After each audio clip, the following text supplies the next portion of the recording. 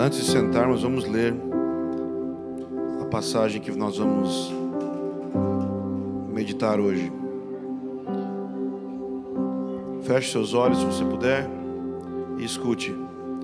Paulo, apóstolo de Jesus Cristo pela vontade de Deus, aos santos e fiéis em Cristo Jesus que estão em Éfeso, a vocês, graça e paz da parte de Deus, nosso Pai, e do Senhor Jesus Cristo.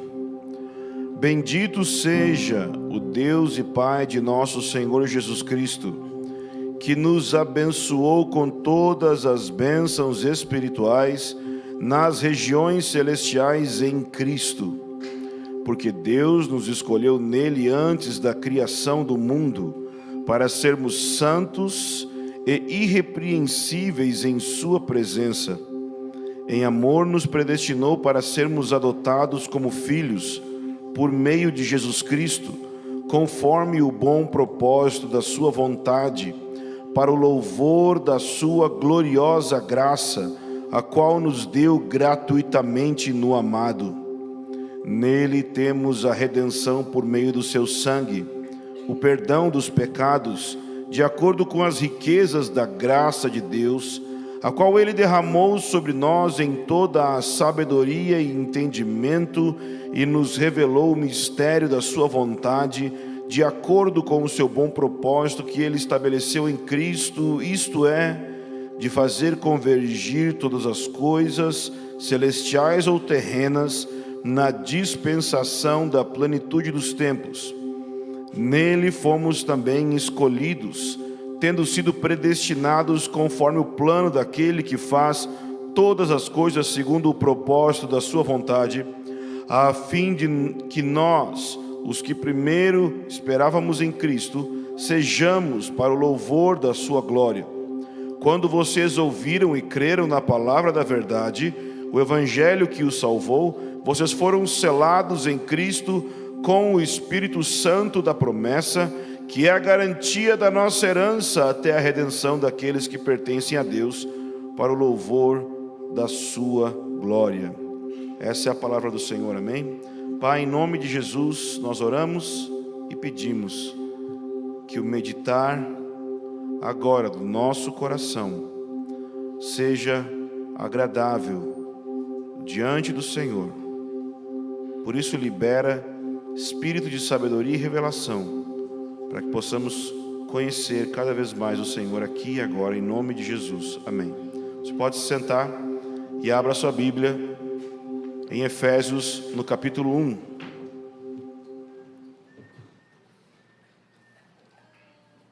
Os supervisores, ajudem as pessoas que não encontraram lugar a encontrar lugar, por favor. Efésios, capítulo 1. Tudo bem com você? Acordou bem?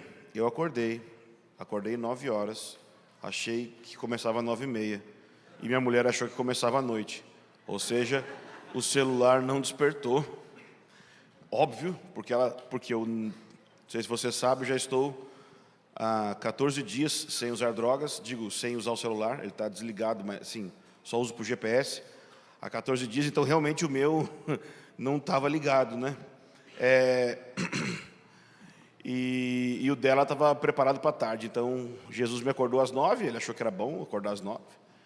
Aí acordo, porque eu tenho esse negócio, não sei se vocês conhecem, que chama cochileta russa. É semelhante à roleta russa, mas é do cochilo. Eu durmo e eu não coloco o celular para despertar. Que horas vai levantar? Daqui a 1 hora? Daqui a 2 dias? Não sei. Eu vivo perigosamente, eu vivo tão perigosamente que eu uso o iPhone sem capa. Eu vivo muito perigosamente. Eu sou uma pessoa que corre muitos riscos na vida. E acordei atrasado. E qual é a melhor coisa que nós podemos fazer quando a gente tem uma experiência assim? Reclamar. Nada melhor do que reclamar. Estou sendo irônico, não sei se você percebeu. Eu sou uma pessoa que reclama muito. E Jesus e a Bíblia Sagrada fala que isso é errado. Chama de murmuração. E aí eu me vejo apertado, sabe? Mas eu gosto assim, eu podia estar no paraíso, acho que eu ia reclamar assim, olha Deus, eu acho que você podia dar uma mudada na Nova Jerusalém aqui, sabe? Eu tenho essa mania.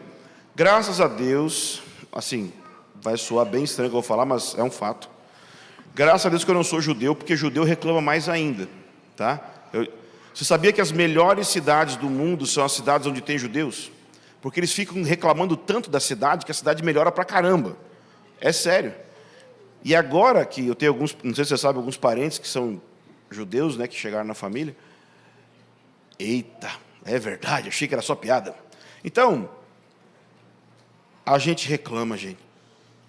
Eu não sei você, talvez você não reclama. Mas eu reclamo muito. E a pessoa que está sentada do seu lado tem essa tendência também, de reclamar muito. Talvez você não. A gente reclama até mesmo em momentos que não caberia reclamar. Porque, entende, tem uma diferença de você reclamar e você estar assim numa situação difícil e expressar a sua dor, expressar os seus problemas e quanto você está sofrendo. Ok. Mas, por exemplo, às vezes você pode ter ganho dos seus amigos uma viagem muito legal para um lugar fora do país, tipo Kansas City. E aí você está no aeroporto e o avião atrasa. O voo muda. Aí você começa, mas meu Deus do céu, só porque está voltando para o Brasil mesmo. Deve ser voo pilotado por brasileiro. E tal, e tal. Aí, de repente, você pensa, nossa, eu estou reclamando num aeroporto, em Houston. Eu vim de graça. Tudo pago. Fui abençoado. Mas só porque eu tenho que ficar sentado numa cadeira confortável por 30 minutos a mais, eu vou reclamar. A gente reclama muito. Talvez você não, mas a pessoa do seu lado sim. E a pessoa do lado dela também.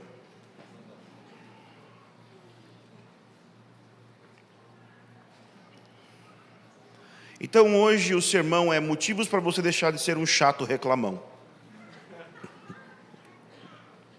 Ok? Então vamos lá. Está estranho só o que aconteceu. O que vocês fizeram? Hã? Parece que eu estou de outro lado. Eu saí daqui. Então vamos lá para o primeiro motivo para você deixar de ser um reclamão. Chato. O versículo 3. Bendito! E é por isso que eu vou falar sobre reclamar. Porque Paulo está começando o texto com louvor. E ele está louvando a Deus por vários motivos. Então ele está revelando, mostrando vários motivos pelos quais nós podemos louvar, adorar, agradecer a Deus. Eu estou colocando do contrário aqui. Todos esses motivos são motivos para você não reclamar. Bendito seja o Deus e Pai de nosso Senhor Jesus Cristo, que nos abençoou com todas as bênçãos espirituais nas regiões celestiais em Cristo. Então, nem começamos ainda, é só prefácio. E o prefácio aqui está dizendo o quê? Que você, por estar em Cristo, tem tudo o que precisa. Ele nem está listando ainda quais são as coisas. Nós já vamos entrar nos motivos pelos quais você não deveria de ser uma pessoa que fica reclamando. Mas antes de falar disso, o texto está mostrando aqui que você tem tudo o que você precisa. De tal forma que você poderia talvez traduzir o texto do Salmo 23, não em o Senhor é meu pastor e nada irá me faltar, mas sim o Senhor é meu pastor e Ele não me falta e eu não sinto então falta de nada. E como diz a letra da canção do Projeto Sola, se o Senhor é meu pastor, aquilo que eu não tenho, eu não preciso. Você tem tudo o que você precisa, e o que é que você precisa? É tudo que tem origem espiritual e celestial. Porque ele fala, Deus nos abençoou, ou seja, ponto final, você tem tudo o que precisa. Com todas as bênçãos espirituais, e aí começa o problema. É porque parte da nossa reclamação se concentra muitas vezes no fato de que nos faltam bênçãos materiais. Nós olhamos para falta e necessidade material e pensamos, por que isso aqui? Talvez Deus não me ama. Se Deus me amasse, eu teria um carro melhor, mais dinheiro, uma casa melhor. Uma vez eu ouvi uma frase de um monge que disse assim para as pessoas que chegavam no monastério. As pessoas entravam no monastério, e eu sempre usei isso aí para falar para os alunos do CPP. As pessoas chegavam no monastério e o monge chegava para eles e dizia, se você tiver necessidade de qualquer coisa, nos chame. Nós vamos te explicar como viver sem. Ok? Então, essa é a questão, é que nós temos uma fome por certas bênçãos materiais, mas não é disso que nós precisamos em primeiro lugar. E é por isso que Deus nos deu bênçãos espirituais. Nós reclamamos porque sentimos falta de bênçãos da terra. Mas Paulo está dizendo que as bênçãos que nós mais temos necessidade e que nós já temos são das regiões celestiais. Elas vêm do céu. Tudo que você precisa vem do Espírito, tudo que você precisa vem do céu, a tal ponto que o próprio Jesus, quando ensina a orar, diz que tudo que você pedir, você vai receber. Bata, peça, busque. Então ele termina dizendo, em Mateus, que se nós que somos maus sabemos dar coisas boas para os nossos filhos, sabemos dar boas coisas aos nossos filhos, quanto mais o Pai Celestial. O Pai vai dar coisas ótimas para a gente. Só que em Lucas traduz diferente. Em vez de falar que Deus vai dar coisas boas para nós, Lucas traduz essa frase de uma maneira um pouco diferente. Ele diz assim, quanto mais o Pai Celestial dará o Espírito Santo àqueles que pedirem. Sabe por quê? Porque de todas as coisas boas que você precisa, de todos os presentes que você precisa, o presente da presença é o que você mais precisa. Nós reclamamos porque sentimos falta da bênção dos presentes. Mas Deus está te dando uma oportunidade hoje de uma mudança de vida, para você passar a louvar a Deus por causa da bênção da presença. Amém? Então, vamos olhar aqui os motivos pelos quais você pode parar de reclamar essa semana.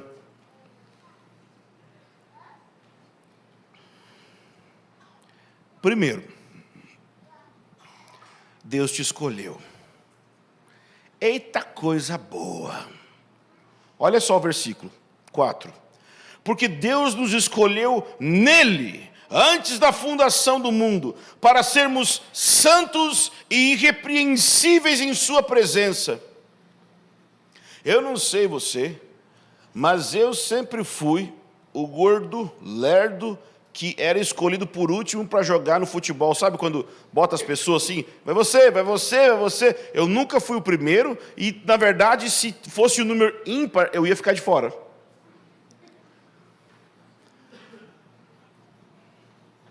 E isso se agravou, porque se você não é escolhido para jogar futebol, lá no Rio Grande do Sul tinha uma coisa que chamava reunião dançante. Veio aqui assim, ó, caraca, o passado veio fortão, assim, do nada. Deve ter sido Deus, que eu não ia lembrar disso. Reunião dançante. O que era reunião dançante? Tem que falar com esse sotaque assim. Não, senão não é. Você fica sentado assim, nos bancos assim, vocês tiveram isso? Ok, então não estou sozinho.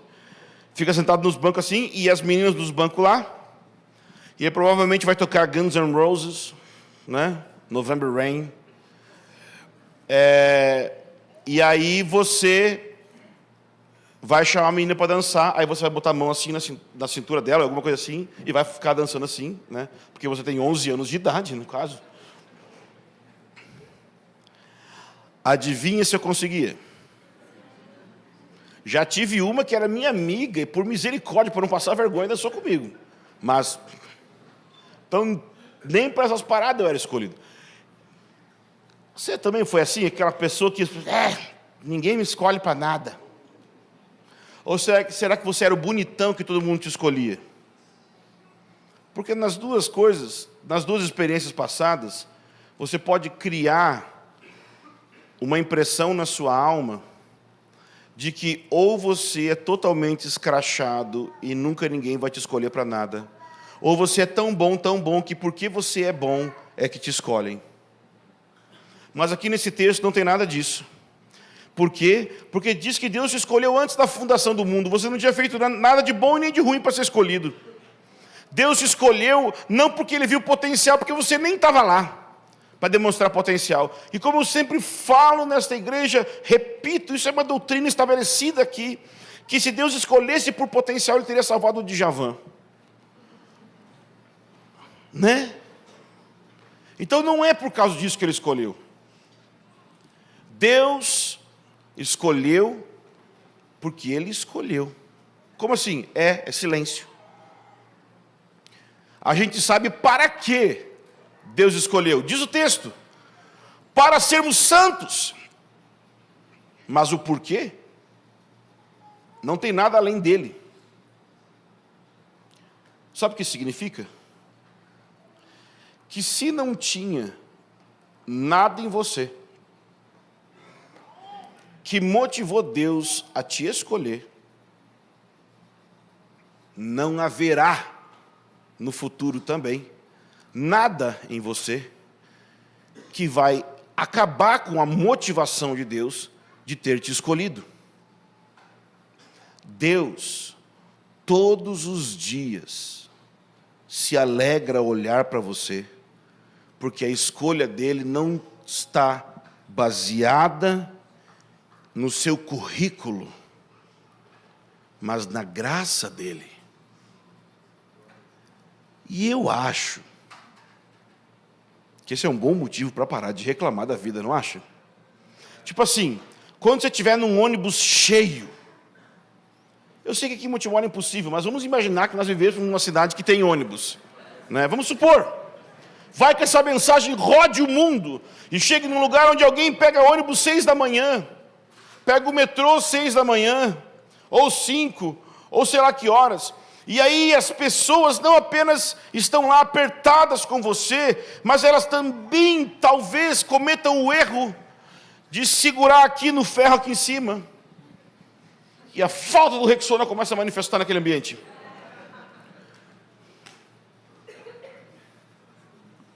E aí você pensa, meu Deus! E aí você lembra, peraí. Esse cara tem um sovaco fedendo, mas olha a cara dele. Ele está mal. E eu recebi o dom de andar em ônibus lotado feliz. Na verdade, eu recebi o dom de ser martirizado e ficar feliz. Porque eu fui escolhido antes da fundação do mundo. Isso significa que Deus pensou em mim antes que o mundo fosse criado, e o mundo foi criado para ser o espetáculo do próprio Cristo, que escolhe uma noiva, e nós estávamos nisso. Deus pensou em você. E se todo mundo te esquecer, e se ninguém lembrar de você, e se ninguém lembrar de te elogiar e de falar bem de você, se ninguém olhar para o serviço que você presta, para as coisas que você faz e te elogiar, lembra,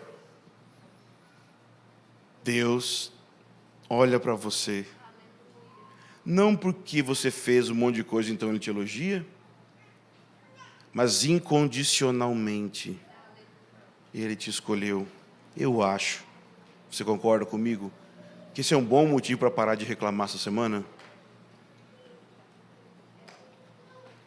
Mas tem mais. Versículo 5. Em amor nos predestinou para sermos adotados como filhos, por meio de Jesus Cristo, conforme o bom propósito da sua vontade. Deus não só te escolheu, Deus te predestinou. Ai meu Deus, eu pregar predestinação, querido, fica tranquilo, tá? Aqui a gente é calvinista roxo. Então você não imagine que talvez a gente vá pregar predestinação. A gente já estava pregando desde a primeira música. Mas a questão não é essas discussões teológicas calvinista e arminiano. Pensa comigo, existe uma diferença entre ter sido escolhido e ter sido predestinado. As duas coisas são verdades sobre todo cristão. Mas são palavras diferentes porque elas denotam realidades diferentes. Escolhido fala da realidade de Deus e do ser, de Deus e da igreja, escolher um povo. Ou seja, quando fala que Deus nos escolheu antes da fundação do mundo, fala que Deus, na arquitetura do universo, projetou um povo. Mas quando fala que Ele predestinou, fala sobre o decreto de como a história seria escrita para que resultasse nos seus propósitos estabelecidos antes da fundação do mundo. Então escolher tem a ver com o ser e predestinar tem a ver com o caminho, com a história. Sabe o que significa isso?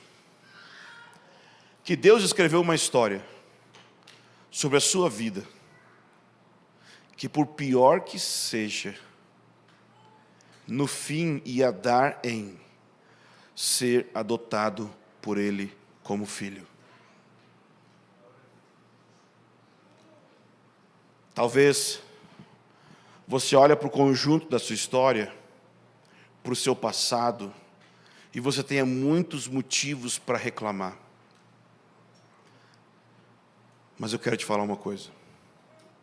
O Deus que te ensina a não reclamar, Ele chora junto com você nos momentos difíceis da sua vida. Momentos esses que Ele mesmo decretou que aconteceriam. O Deus que decretou cada momento difícil da sua vida, consegue estar ao seu lado e chorar junto com você em cada momento difícil da sua vida. Porque Ele é o Deus que vai fazer e está fazendo com que tudo que acontece na sua vida hoje e tudo que aconteceu no passado coopere para o seu bem, para o bem de você se tornar um filho dele. Aqui está falando sobre ser adotado, ser filho. Tudo que aconteceu no passado cooperou para que um dia você recebesse Jesus como seu Salvador. Mas a doutrina da adoção na Bíblia, ela vai além da justificação, ela vai além do momento que a gente aceita Jesus. Paulo fala em Romanos da adoção do nosso corpo, ou seja, a adoção inclui a ressurreição. Isso significa que até o momento que você ressuscitar, tudo que pode vir a acontecer no seu futuro, Deus escreveu essa história. Você consegue imaginar isso? Só fecha os seus olhos e imagina assim, ó. Eu estou sentado nessa cadeira agora e os motivos que me trouxeram aqui parecem banais, outros parecem escuros e estranhos, mas mesmo sem entender, foi Deus que me trouxe aqui. Abre os olhos. Você consegue imaginar isso? Isso traz uma segurança de que, por mais que tenha solavanco na estrada, vocês falam solavanco? Por mais que tenha buraco na estrada e o carro balance muito, Deus é quem está dirigindo o carro. Realmente, a gente pode, ah, meu Deus, quem é? Ah, não, mas aí ele está dirigindo, está tudo bem. Parece que está balançando muito, parece que a estrada para a chácara aumentou os buracos e a distância, mas é Deus no controle e não o Chicão, entendeu? Fiz a piada super interna agora. Chicão foi quem me ensinou a dirigir a Kombi. A Kombi tinha folga de 2 voltas, assim, a primeira Kombi. Aí para fazer a curva você tinha que... Não era eu dirigindo a Kombi. Gente, eu dirigindo a Kombi era um perigo.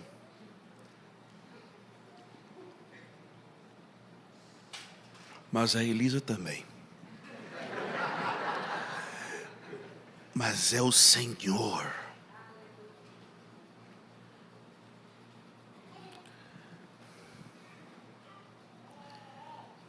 Eu tive e tenho tido uns momentos bem escuros na minha vida. E na hora que você sente o amargo da vida, você lembra que o seu paladar da alma também foi criado para sentir o amargo e não só o doce. E ao sentir o amargo, você amadurece. Ou seja, tudo pode cooperar para que você se torne mais parecido com Jesus. E possivelmente esse é um motivo ótimo para parar de reclamar. Porque é Deus que está dirigindo esse caminhão, é Deus que está dirigindo esse carro, não importa quanto que balance.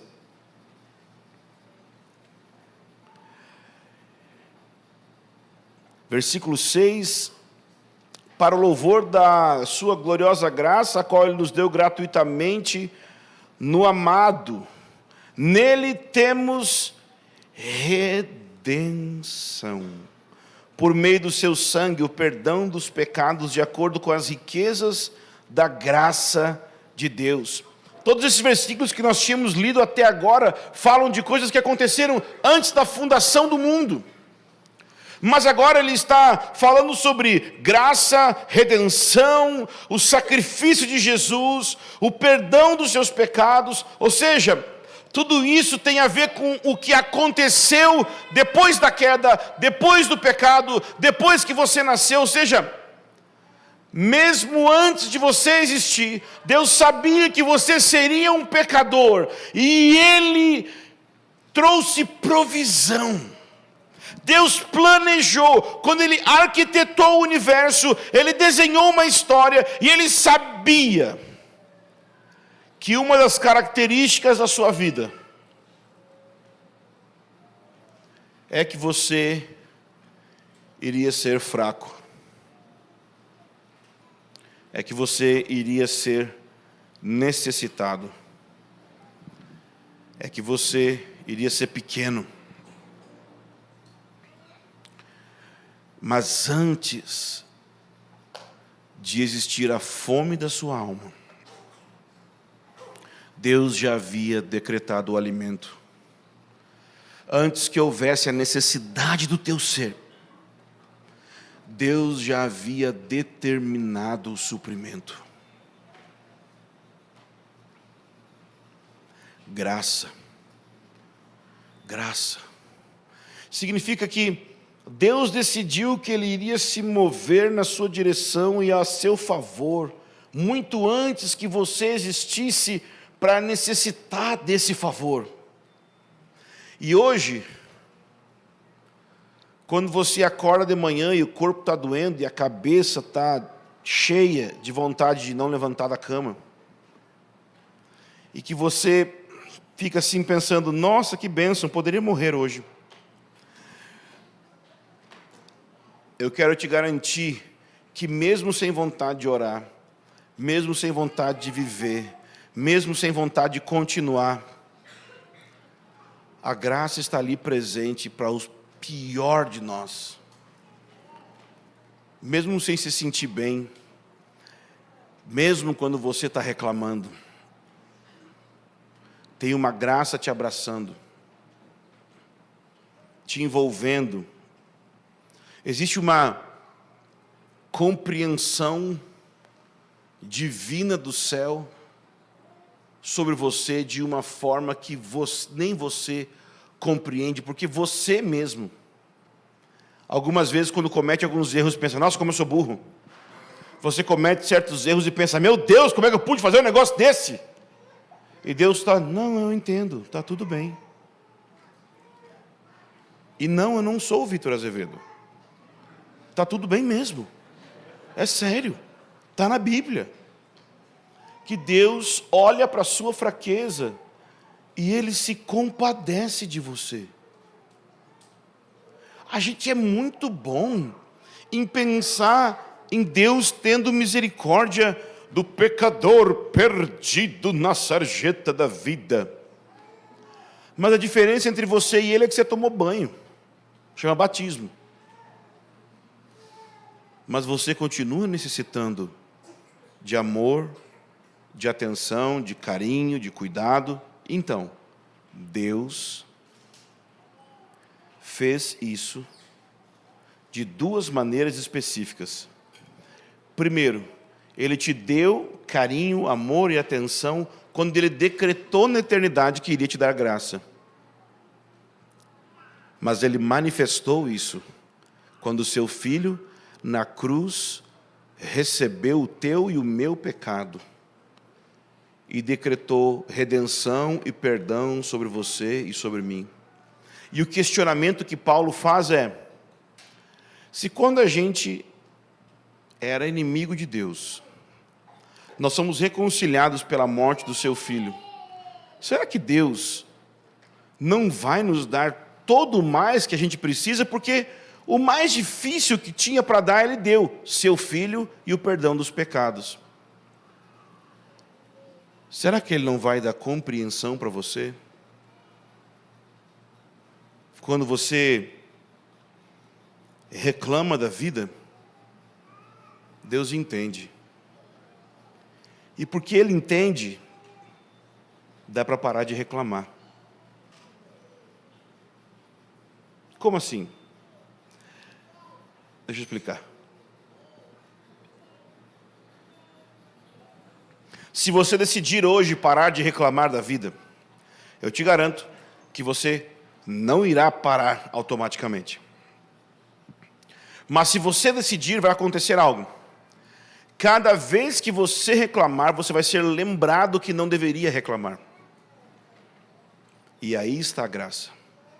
É que você vai reclamar, vai vir aquele pensamento, eu não devia estar fazendo isso.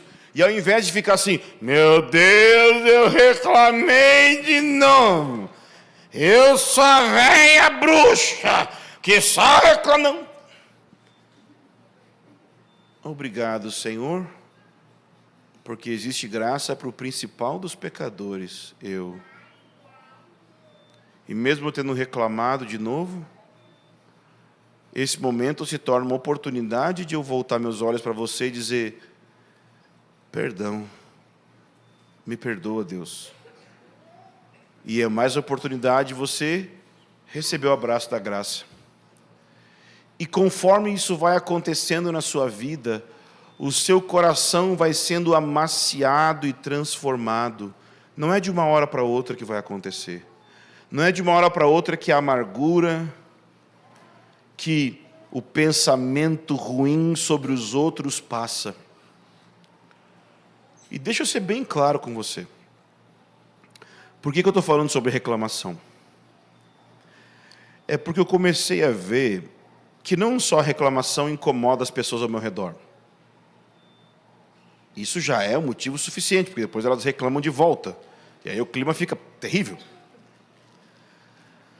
Mas é que uma pessoa que reclama muito, ela começa a se prejudicar subjetivamente. E aí eu lembrei da explicação do C.S. Lewis sobre o inferno. E eu não concordo 100% com a maneira que ele pensa sobre o inferno, mas a explicação dele é profunda. Porque ele fala assim, imagina que o inferno seja um lugar onde as pessoas não possam se arrepender. Ou seja, elas continuam nos seus pecados para sempre. o pecado de murmuração e de reclamação é um pequeno pecado na nossa vida. Mas você sabe que se você passar o dia inteiro reclamando, sua alma não vai ficar muito bem. Agora imagine se não houvesse oportunidade, não houvesse meio de você mudar isso na sua vida e você progressivamente continuasse sendo uma pessoa amargurada por 10.000 anos sem parar, aumentando essa experiência dentro de você. Que tipo de realidade seria dentro de você? E aí ele chama isso de inferno. Eu não acho que o inferno é simplesmente isso, mas eu acho que isso é infernal. Você está sendo prejudicado pelo seu perfeccionismo. Você está sendo prejudicado pela sua pretensa e falsa excelência. Por quê? Porque essa sua suposta excelência para fora, quando se volta para dentro, é impiedosa. A gente finge muito bem, a gente é muito misericordioso conosco, mas às vezes falha de ser falso, e quando a gente vira verdadeiro, e o dedo que aponta para fora, aponta para dentro, o sentimento de culpa é paralisante. Então eu queria te contar um negócio. Antes que você tivesse língua para reclamar, Deus disse, eu te perdoo. Dá um abraço aqui. Como assim? É isso mesmo. Deus sabia que isso ia acontecer. E Ele pendurou o Filho dele no topo da história da humanidade, numa cruz ensanguentada, para dizer que a simples reclamação de um pneu furado também importa para Ele. Tudo importa para Deus. Você importa para Deus. E você está envolvido no propósito dEle totalmente. Deus não apenas nos redimiu e nos perdoou, como no versículo 9 diz que Ele nos revelou o mistério da sua vontade. Irmãos, a gente não está mais andando no escuro. Esse é um bom motivo também para parar de reclamar. Que não só nós temos um Deus que nos perdoa, mas nós temos um Deus que nos mostra aquilo que Ele quer. Ele não é uma divindade distante que você tem que fazer uma macumba. Ei, eu vou descobrir o que... Não, Ele revelou o mistério da vontade dEle e colocou escrito em Efésios. Ele nos revelou o mistério da sua vontade, de acordo com o seu bom propósito que Ele estabeleceu em Cristo. Isto é, Ele vai explicar o propósito, de fazer convergir em Cristo todas as coisas, celestiais ou terrenas, na dispensação da plenitude dos tempos. Adivinha por que o nome dessa igreja é Convergência? Por causa desse versículo.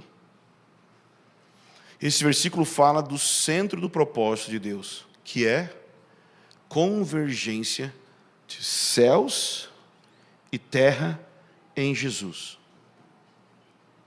Ou seja, o que significa isso? Significa que o céu, que é a realidade de Deus, e a terra, que é a nossa realidade, hoje podem se encontrar distantes, por causa da separação do pecado.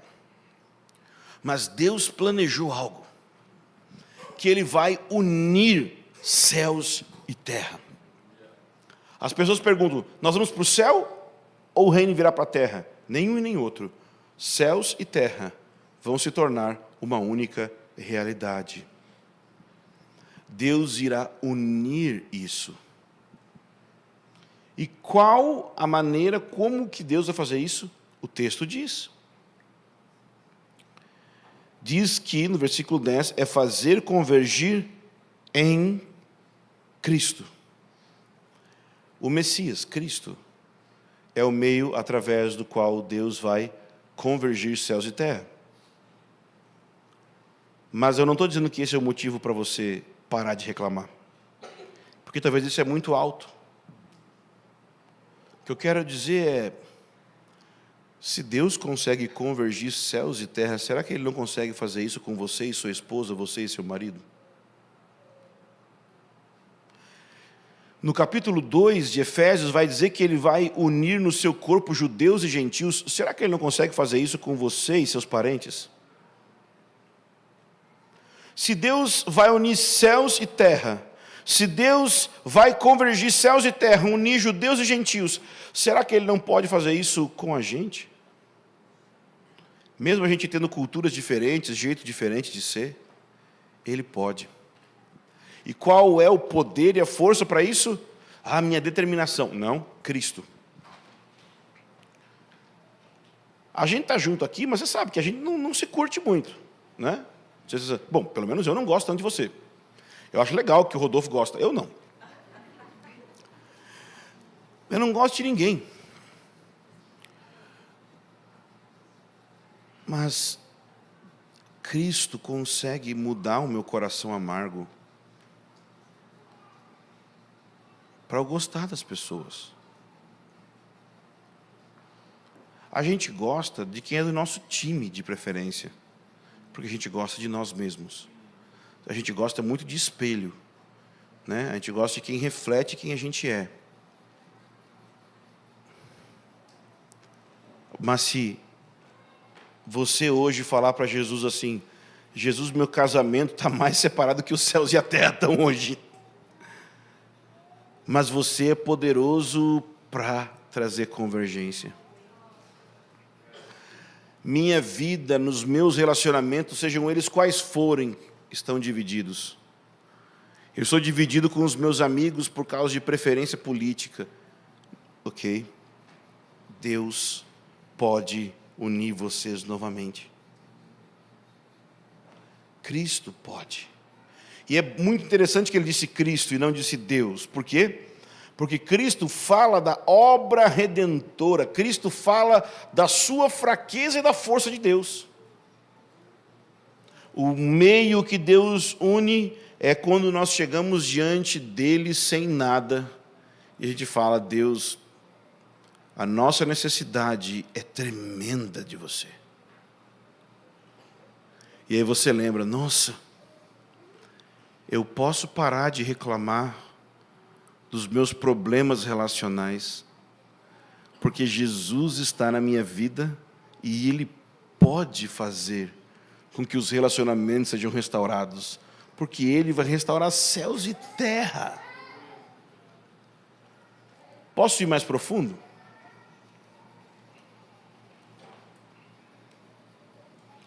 Deus consegue unir até você com você mesmo.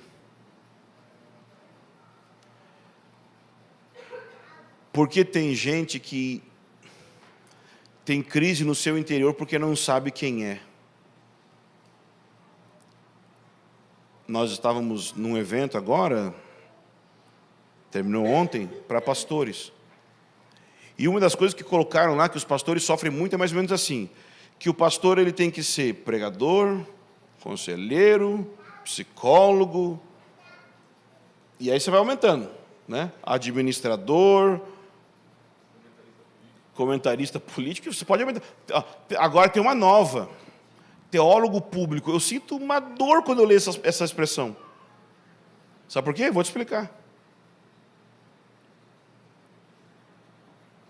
Cada vez que eu leio teólogo público, minha mente traduz: o que você nunca será. É isso que eu vejo. Eu nunca vou ser o que esses caras estão falando. Ai, que entende de tudo, que fala. Eu não sou, cara. Eu fico triste, eu queria tanto ser, né?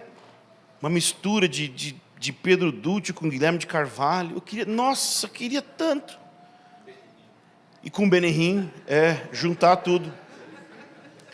E eu fico mal, porque eu queria que você tivesse uns pastores que fossem assim. Você não tem.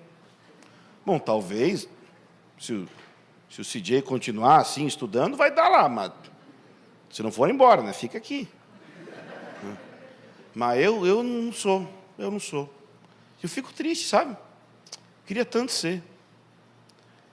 Mas daí depois eu viro teólogo. Não, o irmão Ângelo... Gente, eu não consigo ler um livro inteiro faz tempo, sabe?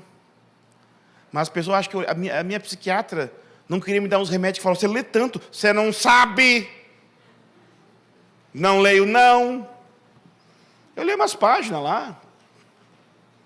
Mas por que você compra tanto livro? Porque eu não compro para ler, eu compro para ter. Depois coloca no Google a Antibiblioteca de Humberto Eco. Não compro livros para ler. Eu compro livro para crescer na compreensão de tudo que eu preciso aprender. Meus livros não são um troféu de tudo que eu li. São uma lembrança de tudo que eu tenho que ler. Os que eu li, pode jogar fora. Para que eu vou precisar de um livro que joga? Para quê? Né, irmão? Então, compra livro ali com EZ, compra livro ali com... Eu me sinto mal. Muito. Porque eu lembro que eu sou profético. E esse é um dos negócios mais denegridos hoje na igreja. Tem tanta página de meme, de zoeira, de coisa de mover, porque as pessoas fazem tudo errado.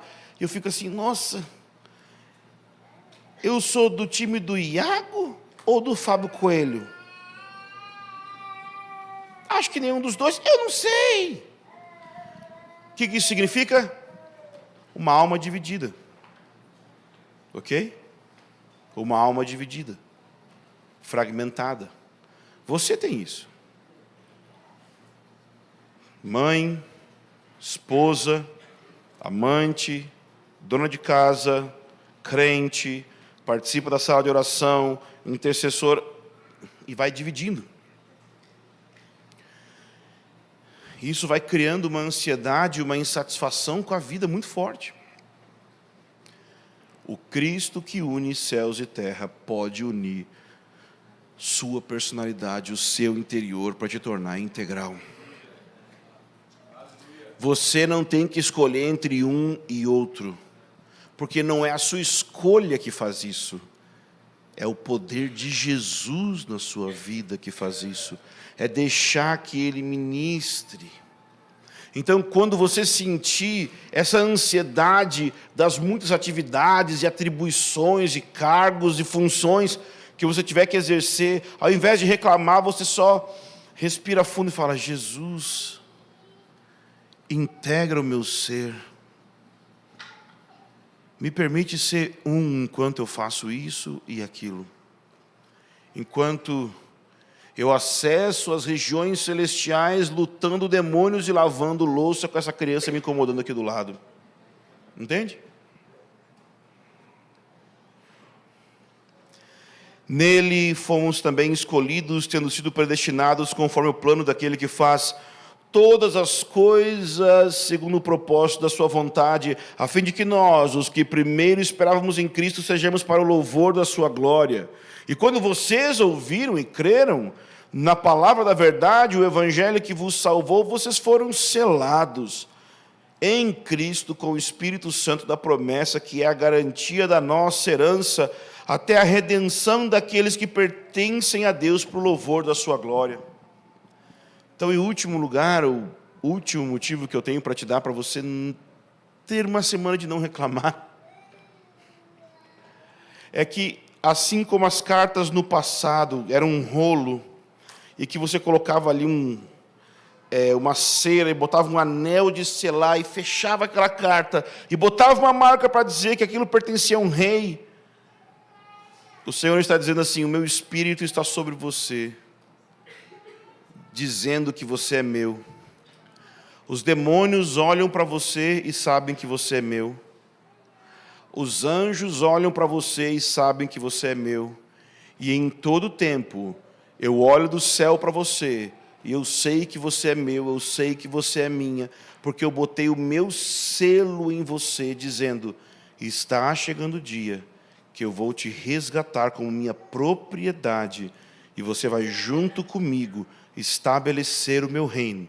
Espera um pouco, não é a hora, eu vou voltar em breve, mas até lá, a minha presença te acompanha.